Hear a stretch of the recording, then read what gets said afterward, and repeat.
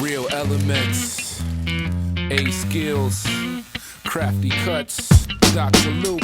I don't need much, just the simple things in life, like the skills to freestyle and friends to make me smile. Today I'm joined by Melbourne backpacker Jesse Carlsson. Oh, bikepacking. Okay, that's starting to make a bit more sense. I was going to ask you whether you know any places for free Wi-Fi or cheap drinks around the city. You wouldn't happen to know anyway, would you? Oh, not in Melbourne.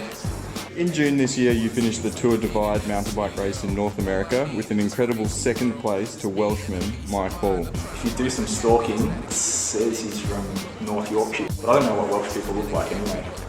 Now, the total distance of this race was over 2,700 miles. Do you have any idea what that is in kilometres? I think it's about 4,400 and something.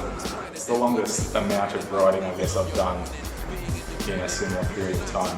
It really started as a bit of a gentleman's agreement. Someone said, okay, I'm going to ride this route. Come along, everyone's welcome, but no one's waiting for anyone, and we'll compare war stories at the end. In 2010, there was a documentary made on the Tour Divide, which really brought wider exposure for the race. I think this year there were about 140 riders. I think about 60-something finished. And how many of them are still out there? I looked on the side and I think there's still 4 riders, or 3 or 4, that says active. I don't know what that means. It mustn't be too active if they're still out there. The Tour Divide route basically follows the length of the North American Continental Divide from Banff in Canada to Antelope Wells on the border of Mexico. You finished in a time of 15 days, 12 hours and 8 minutes. Did you have any idea it would take so long? That was best possible scenario. I got in trouble with my partner Bron for getting there too quickly. In hindsight, do you think that you should have taken that left turn at Albuquerque? The cinema is cool, but I'd rather read a book. The simple thing. It's all on Strava, so you can look it up there. But I think it was about 4,420 kilometres. Getting to a place, and I'd set my alarm for about 4.5 hours later. There were a couple of nights where I had longer rests. When I missed a resupply at one town, I was forced to wait until the shops opened in the morning. And another time I was recovering from some weird incident, probably involving lightning. Can you tell me about that experience with the lightning storm? I can tell you, but I'm just recounting what others have told me, so it's like it happened to someone else. Kind of remember cresting a climb, and then the next thing I remember is I was in a bed and breakfast hotel type place with 2 guys speaking English and a big white dog, and I thought I'd died. That was my first thought. I thought I was dead, and because here was an old version of David Bowie and the white dog from Neverending Story, and slowly things came back over time and they filled me in on what happened. So maybe it hit near me and I got blown off or something, and just played with my electrical system for a bit. So you don't have a lightning-shaped scar? No lightning shaped scar, and I didn't wake up with the ability to turn green and get super angry and buff. Were you at all concerned that you might get penalised for receiving electrically powered assistance? Who knows what sort of assistance I got. Maybe I got blasted forward on the course some way. In time? In time. You must surely appreciate the statistical irony of suffering a lightning strike rather than a bear attack. I had the most comprehensive bear protection strategy. Level 1 was a bear belt attached to the bike. Level 2 was this marine safety whistle, fluorescent orange. It was the loudest whistle that I could hear, and it pissed everyone off, and I would blow that constantly. Third level of protection was me occasionally screaming out.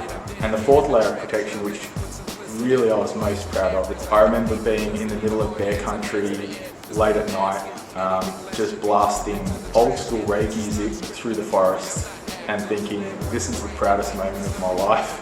As it turns out, bears do not like dubstep or old school rave music. And the same could be said for Italian bikepackers as well. Apparently they prefer rock and roll. Both kinds? Both kinds, yeah. Carbon 29er Scott scale bike, rigid 9er forks, carbon wheels, curved cycling ones that we put together. Kept it lightweight, but as robust and durable as possible. So I ran a full XT drivetrain. Don't have any support from them whatsoever, but it's amazing. Tubeless tyres, and then a wide range of Revelate bikepacking bags that strap to your bike. I think the main thing is to thank people out there who make good products. There's so many products on my shit list. Tour Divide really tests out bike equipment. You're taking everything you need to survive and stay safe. Sleeping bag, bivy sack to sleep in, which is just like an expensive plastic bag. There's bare nuts and bolts, Kevlar fiberglass spoke, but then a range of safety equipment too, stuff to treat water.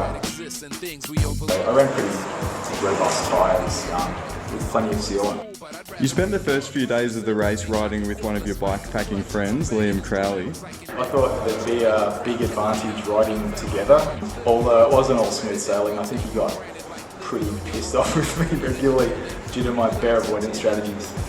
At one point he told me to just put away the whistle because he wanted to see a bear.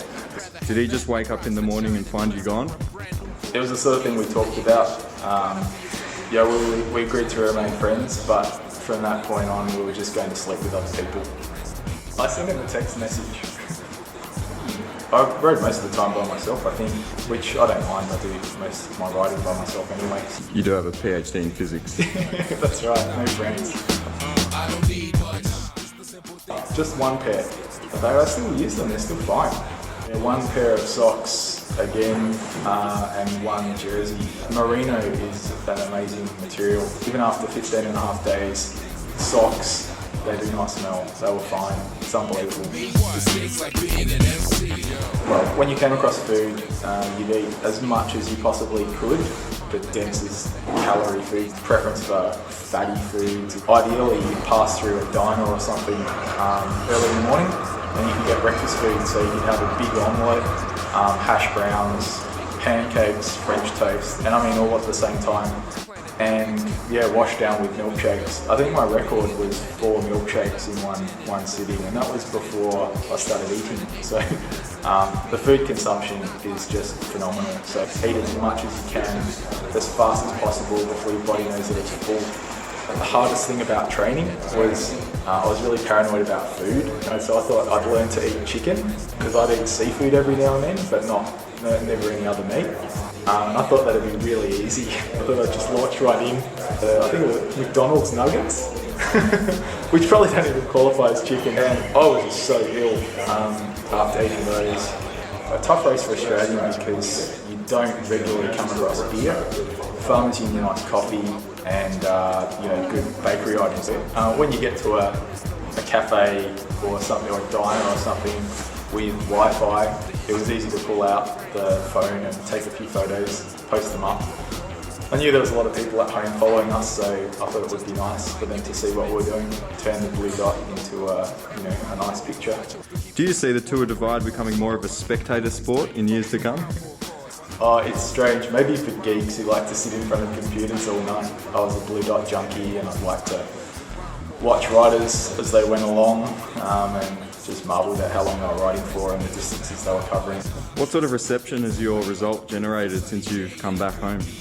Other than this, not much. I think Liam went on a community radio show and he sounded fantastic. He's got a voice made for radio. There's been a lot of interest from people looking at doing the race next year.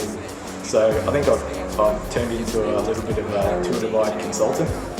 A toll-free phone number with voicemail is provided to all riders for field reporting. That's part of the reason why I got interested in the race. You watch them slowly proceed along the map with the blue dots, but then you can hear their mental state just decline over the course of a couple of weeks. There's always a comedian on the call-ins, and this guy was hilarious. He talked about run-ins with what seemed to be meth dealers in Colorado with facial tattoos, carrying small salamander-type lizard creatures just appearing from the bushes. I don't know if he was really tired or not, but it made for a great call-in. Despite finishing inside the race record time, yours won't be considered official because you had to reroute around a bushfire. It's been suggested that the bushfire was started by 2012 winner Jay Peterberry in an attempt to maintain his record time for another year. There could be some truth in that. It's something that the race faces, it seems, maybe even 2 out of 3 years. There's either flooding up north or there's fires down south, so it's the luck of the draw really. Being a former BMX world champion, What are some of the major differences between BMX and a bikepacking race like Tour Divide? They're pretty similar. I think the clock starts the same time for everyone, and your time's based on when you finish. How much you ride, how much you sleep, and that is your decision along the way.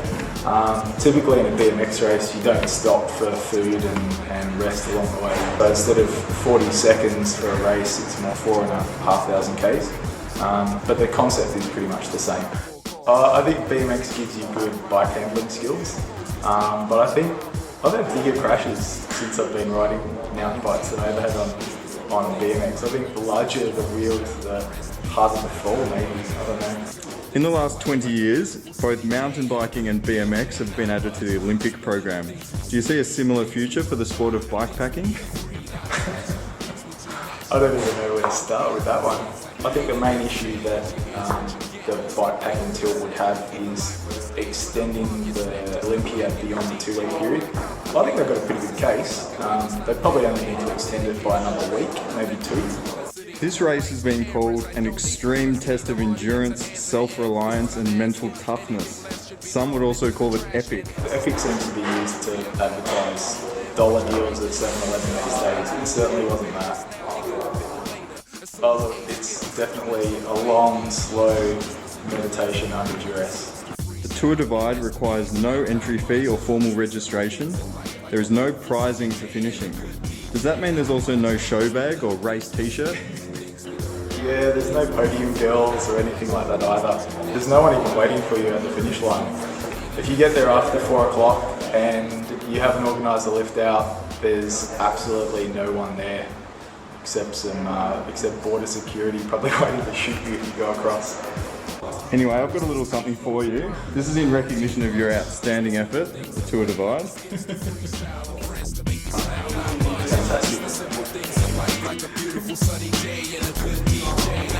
That is amazing. I've got to thank the Bike Force guys. There's a range of bike shops around Melbourne who are just really helpful. Friends like Carl Maroney who built me custom-made brackets. Anyone who came out for long rides. Pikey, the Rafa guys, for giving me some great kit. And the long-suffering Tour Divide widow, Bron, for putting up with my bike habit or bike problem. Now the obvious question after such an incredibly tough achievement like this is, would you do it again? But the less obvious question is, what's your favourite colour? So, what's your favourite colour? Orange or brown, toss up. And finally, do you have a message for anybody out there considering taking on the Tour Divide? Yeah, don't do it. Stay at home. Talk about riding a lot. It's much easier to talk about stuff than just to do it, so yeah, don't bother getting out there and doing it. Go. Jesse Carlsson, thanks for talking to us today. It's been a pleasure, Ash. Real elements. STIX. Q. Beats me too naturally. And for me, it sings like being an MC.